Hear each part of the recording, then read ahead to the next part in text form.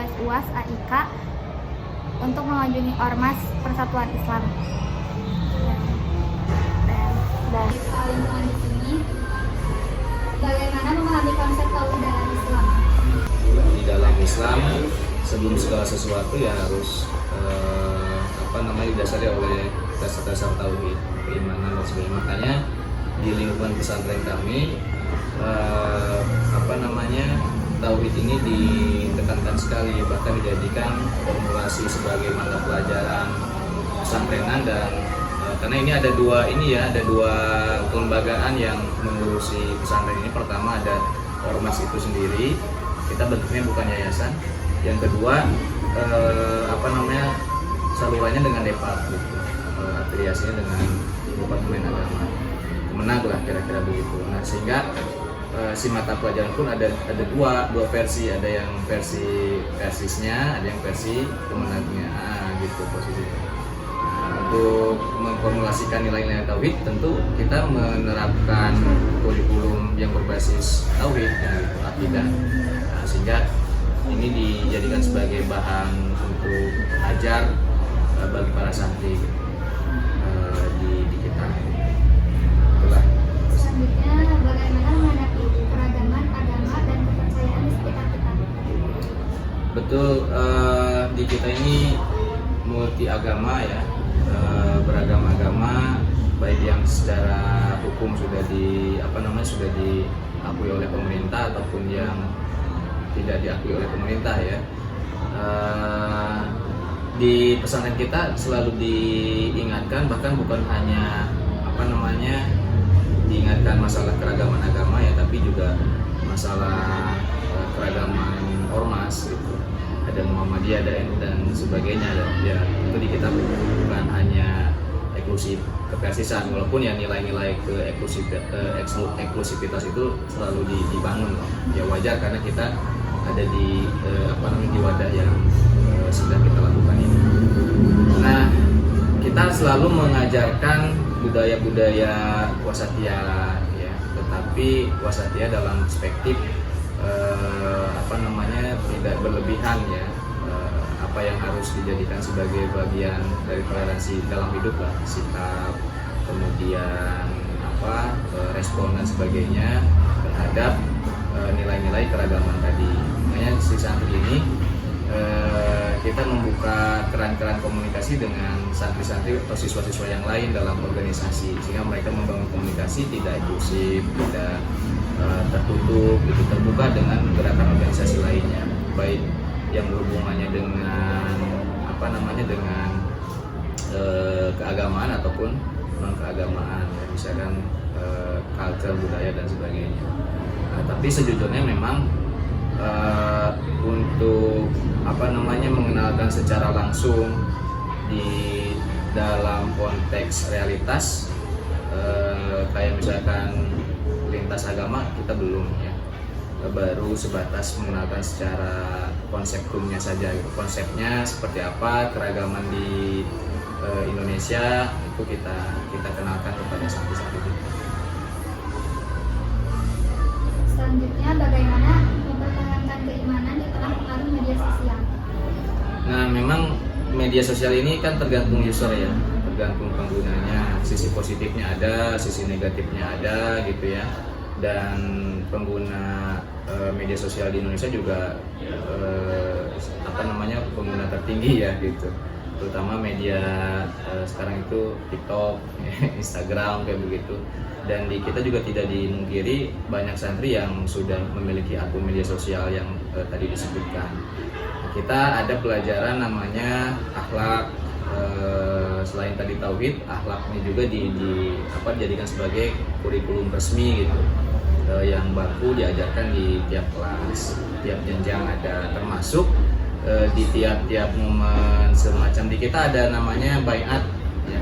Nah, momen baiat itu kita jadikan sebagai satu wasilah untuk menyampaikan pesan-pesan moral, pesan-pesan akhlak, adab, terutama kita juga sering sentuh media sosialnya.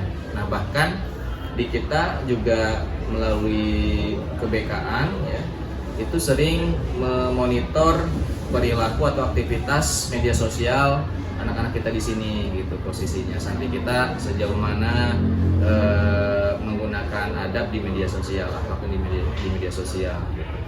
Nah, makanya sering terjadi temuan-temuan misalkan yang jadi problem kenakalan remaja yang semacam itu di media sosial. Ketika ketemu kita takdib mereka, kita nasihati mereka, kemudian tentu ada untuk menindaklanjuti agar mereka tidak melakukan hal-hal yang negatif. Tentu ada sanksi, ada hukuman, ada iqab lah kira-kira begitu. Nah itu sikap kita ya sebagai lembaga menyikapi fenomena berkembangnya media sosial, sehingga nilai-nilai keislaman, keimanan, ketakwaan dan nilai-nilai Islam lainnya itu harus ada di dalam aktivitas media sosial santri kita. Terus bagaimana mengatasi stres dari kecemasan akibat tekanan sosial? Betul. Pertama di sini pelajarannya ada banyak. Pertama itu. Yang kedua memang ada faktor eksternal ya, di luar sekolah, di luar pesantren, misalkan faktor di rumah, termasuk faktor di media sosial gitu ya. Anak-anak itu ada yang kemudian mengalami tingkat kecemasan yang mungkin tinggi ya, lebih dari teman-teman yang lainnya. Nah, cara pengelolaan atau memanage masalah psikologis itu, kita kan di sini ada BK, ada kesiswaan. Biasanya BK sama kesiswaan ini selain memberikan atau memonitor perilaku santri, mereka juga memberikan stimulan atau motivasi kehidupan, termasuk sering mengadakan forum konsultasi gitu ya bagi anak yang memiliki masalah problem baik di sekolah ataupun di luar sekolah bahkan gitu, termasuk bahkan orang tuanya juga sama di konseling gitu ya. Nah, itulah diantaranya cara kita untuk meredam atau cara preventif ya, agar dan bahkan menjadi solusi lah bagi santri untuk meminimalisir biar tidak stres dengan pelajaran, dengan dinamika media sosial, termasuk dinamika di rumahnya sendiri gitu. Itu mereka kadang sering curhat secara personal ke BK sama kesiswaan lah biasanya, selain ke wali kelas atau ke guru tertentu kira-kira gitu. Apa strategi untuk menghindari pengaruh buruk media sosial? Pertama kita meminimalisir dulu penggunaan HP ya. Sempat kita bikin aturan resmi yang dirilis ke orang tua. Secara teknis kita sampaikan juga di forum-forum rapat, forum-forum pertemuan dengan santri gitu ya. Dan kita adakan razia untuk feedbacknya ya, dari ya bukan feedback atau dampak ya, dampak aturan itu kita adakan razia gitu ya. Karena sering sekali juga santri menggunakan HP tidak sesuai dengan aturan gitu. Tapi belakangan karena terutama waktu COVID ya, itu kan basis belajar medianya menggunakan hybrid, ada online offline-nya gitu, luring daringnya. Nah sampai hari ini kemudian ada guru yang menggunakan media HP sebagai media pembelajaran, sehingga perlu kita batasi mana yang harus menggunakan HP dan konten apa yang harus mereka produksi atau mereka konsumsi kira-kira begitu. Termasuk tadi di kita itu sering ada semacam kajian yang diikuti oleh santri, yang di situ ada pesan-pesan moral ya, pesan-pesan akhlak agar mereka menjadi user yang baik dalam memanage aktivitas media sosial mereka gitu. Selanjutnya, bagaimana membangun hubungan yang sehat dengan orang tua dan teman? Lagi-lagi ini sebenarnya sudah dikondisikan oleh bagian BK sama kesiswaan. Kita ini sebetulnya sedang mengadakan satu rancangan untuk ada madrasah orang tua ya, atau pesantren orang tua, sehingga ada kesinambungan, ada kelancaran komunikasi antara pihak pesantren, pengelola ya, santri sama orang tua. Konsep pendidikan pesantren ke santri seperti apa, konsep pendidikan orang tua di rumah seperti apa, itu kan harus ada keterbukaan, sehingga nanti kita memiliki solusi yang sama, frekuensi yang sama untuk memecahkan dinamika pendidikan santri di sini. Nah, beberapa event kita sudah lakukan itu, ada secara formal ada kegiatan kayak bukan training ya namanya, parenting ya, acara-acara seminar parenting buat orang tua, dan itu diikuti oleh orang tua. Termasuk ketika rapat di kita, itu rapatnya tidak hanya membicarakan faktor masalah teknis atau operasional yang ada di pesantren, tapi lebih ke substansi bagaimana potret pendidikan anak di rumah, di lingkungan, termasuk di pesantren gitu, posisinya seperti apa, sehingga ada kesesuaian antara pesantren dengan orang tua, anak dengan orang tua juga jadi nyambung gitu. Nah, bahkan yang dilakukan oleh tim kami BK atau kesiswaan atau pesantren itu sering melakukan sebuah komunikasi yang produktif ya, proaktif dengan orang tua dan santri, dipertemukan, terutama yang mereka terbuka lah secara masif ya, membuka diri berkaitan dengan apa saja yang sedang mereka hadapi hari ini, baik di pesantren ataupun di luar pesantren. Nah, itu rutin kita lakukan melalui BK sama kesiswaan begitu. Izin melanjutkan, selanjutnya apa cara menghadapi perubahan zaman dan globalisasi?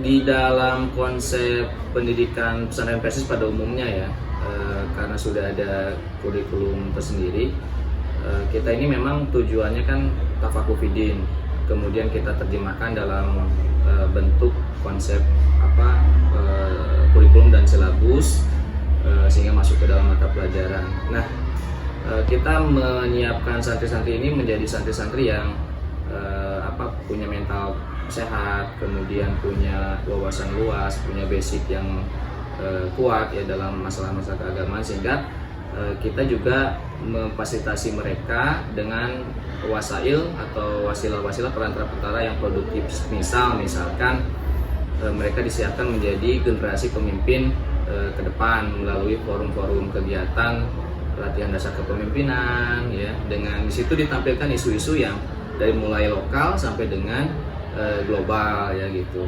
Nah, tentu secara umum, secara general ya disampaikannya, tapi kemudian kita berusaha menyesuaikan dengan standar usia mereka gitu, sehingga mereka mudah memahaminya.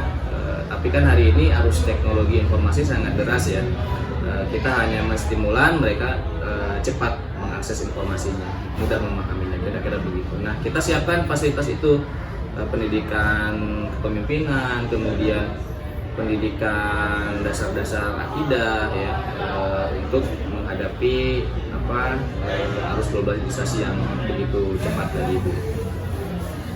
Itu diantaranya. Selanjutnya, bagaimana menjaga keseimbangan antara dunia dan akhirat? Nah, kalau ini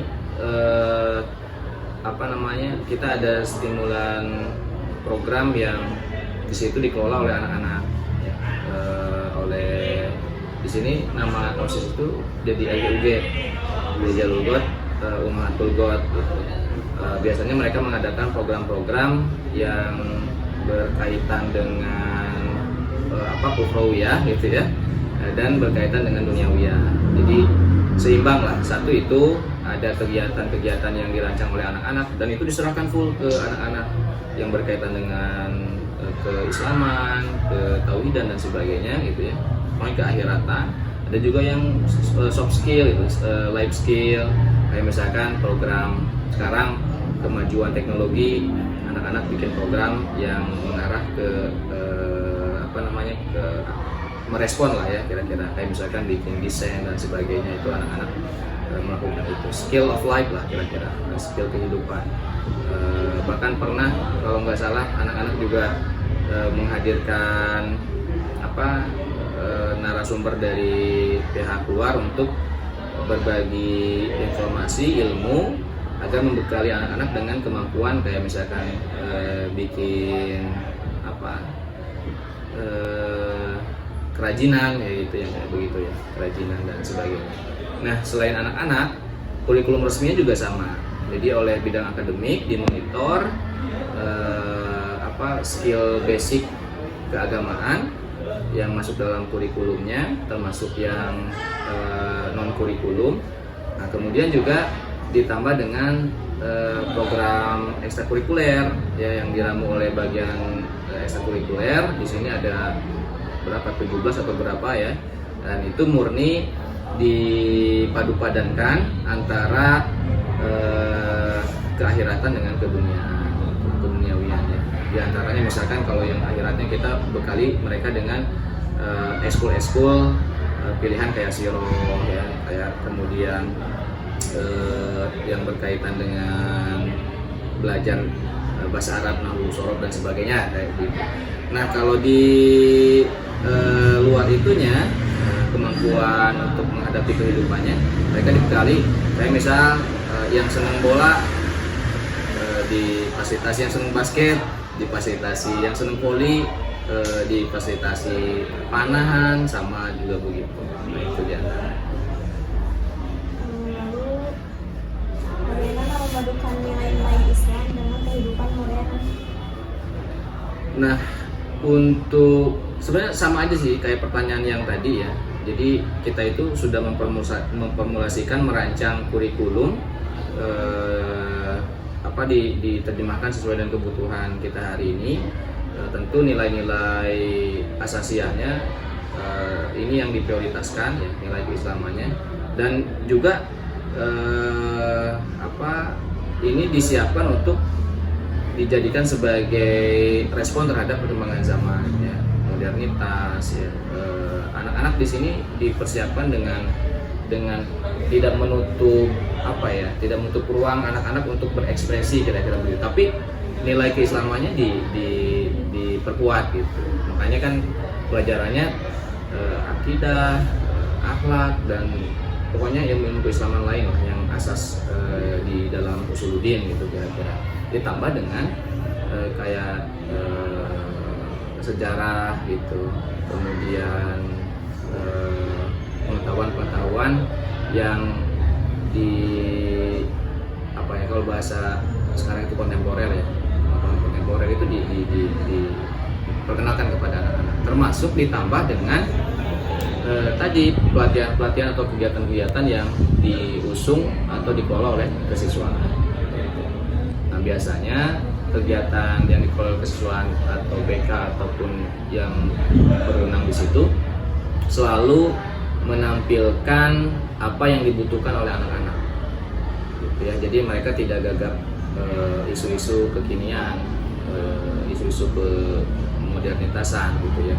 Tentu disesuaikan dengan usia mereka, apa yang bisa disajikan kepada mereka. Nah itulah diantaranya.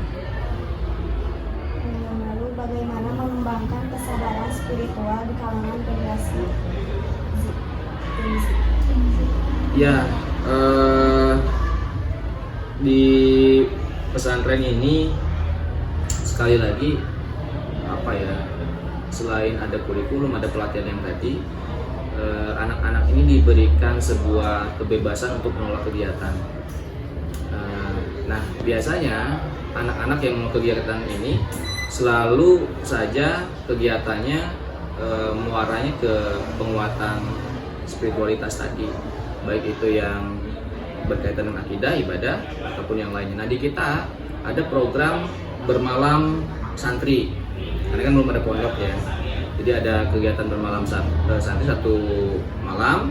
Nah di situ dibekali penguatan nilai-nilai spiritual, kayak misalkan penguatan akidahnya, kemudian ada penguatan ibadahnya di situ. Juga selain itu ditampilkan misalkan anak-anak disuguhi sebuah film yang menarasikan tentang bagaimana peristiwa-peristiwa yang melibatkan spiritualitas dalam sejarah, kira-kira begitu. Nah, itu juga sering dilakukan oleh pesantren ini. dan kadang memang kebanyakannya dikelola oleh anak-anak sebetulnya kalau kegiatan-kegiatan yang semacam itu. Apa strategi untuk menghadapi radikalisme atau ekstremisme? Di kita yang sederhana ya, anak-anak itu diberikan sebuah aturan yang mendasar sehingga ketika ada kegiatan-kegiatan yang dilakukan oleh anak-anak menjadi bibit radikalisme, fundamentalisme dan sebagainya, ekstremisme dalam Islam itu sudah tercegah oleh aturan itu, gitu ya. Jadi aturan itu nanti kita bagi, ada aturan yang prinsipil, ada ya yang asasiah, gitu ya. Ada aturan yang muaranya dalam moral, ada aturan yang tujuannya adalah untuk memperbagus nilai-nilai sosial, gitu posisinya. Nah, yang prinsipil ini diantaranya adalah tindakan-tindakan yang kita pandang sebagai bibit-bibit ekstremisme, radikalisme, fundamentalisme, dan itu kita lakukan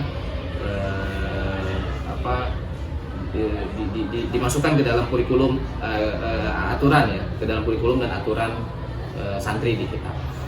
Nah, bahkan kita juga sudah membuka kerjasama, kegiatan-kegiatan kita sudah lakukan itu juga dengan berbagai lembaga terkait yang berkaitan dengan respon terhadap gerakan-gerakan radikal, gerakan-gerakan ekstrim, gitu ya. Sehingga anak itu kan dia tahu, gitu. Selain dibekali dengan prinsip-prinsip keislaman yang sesuai dengan Quran dan Sunnah, tapi mereka juga dibekali dengan pengetahuan senyatanya tentang gerakan radikalisme, ekstremisme dalam Islam, gitu. Nah, itu kita hadirkan itu. Biasanya kita bekerja sama dengan beberapa mitra strategis kita, gitu ya, misal dengan kepolisian, dengan lembaga tertentu, gitu, yang mereka memberikan penyuluhan secara langsung kepada anak-anak, gitu, agar anak-anak juga tidak terlalu jenuh ya kalau menghadirkan pihak luar, bahkan nanti mungkin nilai wasatiannya jadi lebih kerasa. Sehingga di sini nggak ada yang menjustifikasi santri ini paling benar karena sudah belajar di pesantren Persis, tidak ada yang seperti itu. Bahkan guru-guru juga mengajarkan mereka, walaupun mengajarkan agama yang dan kepersisan misalkan ya, mereka juga tidak lepas membicarakan tentang agama yang lain yang dikomparasikan agar anak-anak tahu secara nilai dan pengetahuan secara konsep, kemudian keormasan ya, sehingga anak ketika keluar dari sini tidak hanya merasa paling, gitu ya, merasa paling, dan itu mulai bibitnya dari situ. Kemudian di kita juga kan banyak anak-anak yang di luar anggota atau simpatisan Persis, gitu ya. Bahkan kalau teman-teman menyaksikan ada juga anak di sini yang menggunakan peci dari ormas tertentu, gitu ya, yang di luar Persis. Itu bukti bahwa kita sedang menerapkan realitas atau kondisi keragaman tadi, sehingga bibit-bibit radikalisme itu bisa dicegah dari pesantren. Kita tidak memaksakan pikiran eksklusif di sini. Yang terakhir, bagaimana membangun komunitas yang inklusif dan toleran? Komunitas yang inklusif dan toleran. Persis hari ini secara umum sudah sangat terbuka. Jadi kalau ada anggapan dari masyarakat luas di sana bahwa Persis itu, dulu ada anekdot kayak gini, jangan ke Persis, gitu ya. Kalau ke Persatuan Islam boleh, orang pada takut dengar Persis. Kalau sekarang Persis sudah melihatkan bahwa Persis itu sangat terbuka secara pemikiran, secara gerakan itu sangat terbuka. Buktinya apa? Buktinya hari ini Persis ada di ruang-ruang strategis, baik di lembaga pemerintah atau lembaga non pemerintah, gitu ya posisinya. Bahkan kalau dengan Muhammadiyah, karena logonya juga hampir mirip ya, sekarang kan di kementerian juga satu kementerian, itu di Kementerian Pendidikan Dasar Menengah misalkan, itu Abdul Mukti sama Prof Atif misalkan, itu kan sebuah peristiwa yang harus dijadikan sebagai dasar atau modal narasi kepada masyarakat bahwa Persis hari ini sebenarnya tidak eksklusif, sangat terbuka inklusif. Nah, pendidikan inklusif dan pendidikan keterbukaan dan toleransi di pesantren ini secara culture, secara kultur kita sudah membangun itu. Kita selalu membuat sebuah narasi kepada anak-anak kita agar mereka itu terbuka secara pikiran ya, dalam memahami sebuah isu atau masalah keagamaan ataupun masalah-masalah di luar itu. Sehingga saya misalkan mengajar tafsir atau misalkan usul fikih ya, itu saya selalu memberikan sebuah misal, sebuah amsal, sebuah contoh kepada anak-anak berdasarkan pertimbangan-pertimbangan hukum yang ada di dalam ruang fatwa keislaman kita hari ini. Jadi kadang saya membandingkan ya, selalu metodenya mukoron, komparasi agar anak tahu oh ini Persis begini fatwanya atau keputusan hukumnya, dari Muhammadiyah begini, dari Nahdlatul Ulama begini, dari Salafi begini dan sebagainya. Sehingga anak memiliki sebuah kesadaran secara mendasar. Urusan nanti dia pilih kesimpulannya yang mana itu dibalikan lagi ke dia, walaupun ke personal masing-masing, walaupun secara keorganisasian kita punya kewajiban untuk menyampaikan bahwa anak-anak karena sekolah di sini ya, dan tentu kita mengharapkan mereka menjadi generasi yang melanjutkan ikhtiar orang tua dulu gitu di Persis, tapi ya kita secara terbuka juga menyampaikan bahwa di kita ada keragaman seperti ini, sehingga toleransi ya bisa dicek nanti anak-anak gitu, mereka sangat mentolerir perbedaan keragaman, karena di sini juga yang sekolah tidak hanya dari Persis, dari kalangan Persis, tapi dari kalangan umum, ormas lain termasuk yang mungkin tidak berormas juga ada di sini. Ya, ada yang pakai peci misalkan Nahdiyin di sini, tidak kita larang, tidak kita ambil gitu, biarkan saja, nggak jadi masalah. Nah, itu bukti bahwa kita punya satu keterbukaan lah di era Persis itu sekarang sudah memasuki abad kedua, awal abad kedua. Sekian tugas wawancara dari kami. Wassalamualaikum warahmatullahi wabarakatuh.